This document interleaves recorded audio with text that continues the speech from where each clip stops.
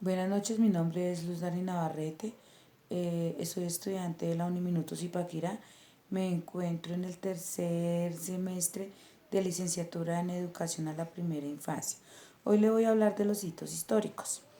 Los hitos históricos nos hablan de los países y sociedades tradicionales que se han promovido a lo largo de la historia por los capitalistas cristianos y blancos, hasta llegar a la división internacional del trabajo, donde la economía se exportaba en materiales primas. Los materiales primos los exportaban más baratos para no tener que realizar ningún procedimiento industrial y tenían que adquirirlos e industrializarlos solamente en el centro, como una garantía de su trabajo. Se dice que el desarrollo de las colonias fue la condición para perfeccionar el capitalismo monopolitario. Los centros metropolitanos se aseguraron de los saqueos de los recursos naturales de sus países y a cambio de poder económico y político. En América Latina, las clases dominantes a mediados del siglo XIX le decían que los mestizos, los negros y los indios eran razas inferiores y atrasadas, las cuales podían denominar, expropiar y educar para conducirlas al progreso y a la urbanidad. Eh, los fajadores de las repúblicas latinoamericanas pensaban que la economía se basaba en la disciplina tradicional por medio de la educación de los valores y la religión basados en la vida cotidiana. La cultura latinoamericana termina decayendo pues a base de las creencias que ellos tenían. Hablamos del imperio y la civilización. A partir del sistema de mandatos se estipuló la repartición de las colonias por el mundo, organizando la sociedad de las naciones con el fin de conducir estos territorios al desarrollo para que fueran capaces de gobernarse por sí mismos. Eh, el desarrollo como creencia. Riggs añadió que el desarrollo es una creencia que se sustenta en cuatro pilares teóricos.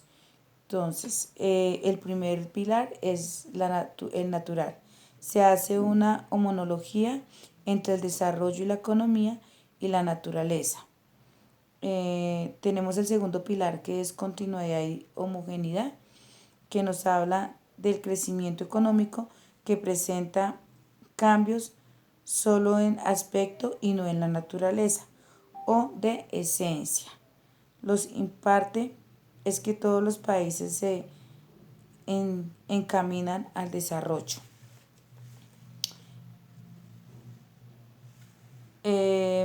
Tenemos el temporal y el acumulativo, que nos habla de en la política y en la economía se habla de países subdesarrollados, es decir, que su desarrollo es solo de tiempo para superar las etapas naturales y de modernización del tercer mundo.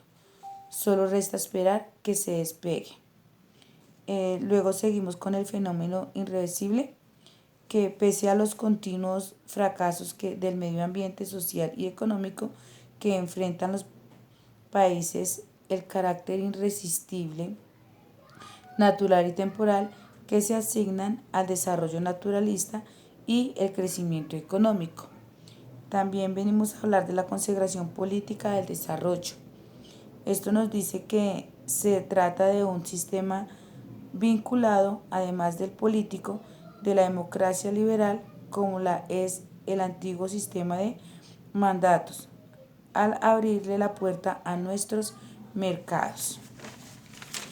Esto nos quiere decir, hablamos de la teoría de la modernización, que nos habla de cuatro punticos que son sociedad tradicional, precondición para el despeje hacia el crecimiento autosostenido, el despeje y camino hacia la madurez.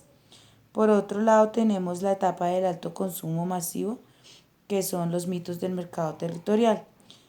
En las épocas de la conquista y de la colonia, los invasores se acompañaban de la etapa para someter a los pueblos indígenas. Hoy en día, las multinacionales capitalistas acuden a las religiones y a la violencia para consolidar el poder mundial. El capitalismo no solo usa los medios de persecución, sino la violencia más induciva. Esto quiere decir que el capitalismo hoy en día nos habla de que el que tiene más poder es el que más manda y los que no tienen nada pues son los sumisos que siguen o deben seguir a aquellas personas que tienen el poder, y eso se ve muchísimo en el sistema político, que es donde más podemos evidenciar esto. Con relación al video de la abuelita grilla, de la abuela grilla, podemos evidenciar que todo mundo nos aprovechamos de lo que tenemos. Entonces, en la abuela grilla nos decía, podíamos evidenciar que lo tenían todo, tenían en abundancia, porque cada vez por donde ella pasaba se veía la abundancia. ¿Y qué hicieron los indígenas?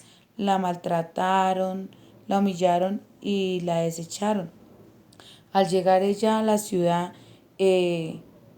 descubren que con su canto ella invocaba el agua. Entonces, ¿qué hicieron los industrialistas? La tomaron prisionera y la obligaban a que ella cantara. ¿Para qué? Para suministrar eh, agua a las personas necesitadas, pero a cambio de qué? De que tenían que cobrar muchísimo.